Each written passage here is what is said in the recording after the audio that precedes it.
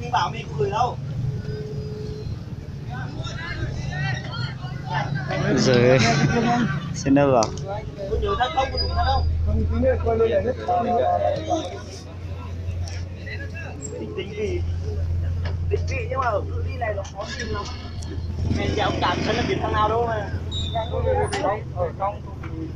Ở trong này đưa anh không để nhiều rồi. Hai lúc về lại bỏng về nhà. Tính bảo. Ôi rồi Bảo ơi. Tuột ra tuột đẹp này ơi.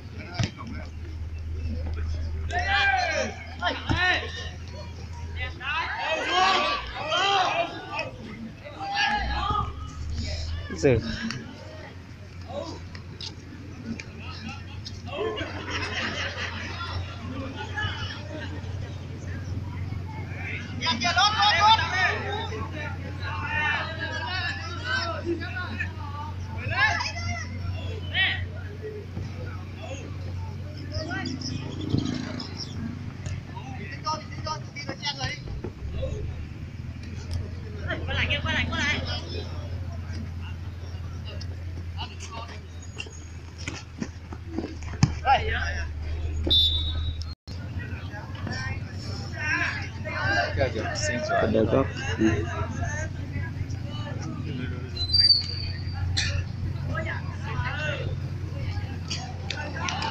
Cái dây nhiệt này à? Cái dây đốt nhà. Đốt nhà. Không sao em ơi.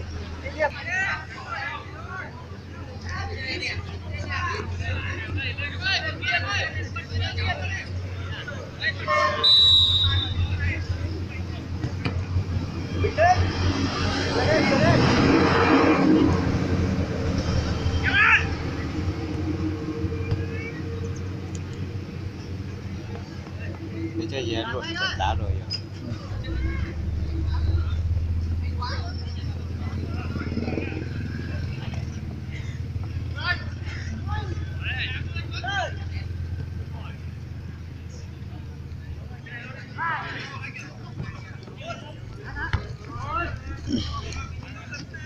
Kéo để cái qua.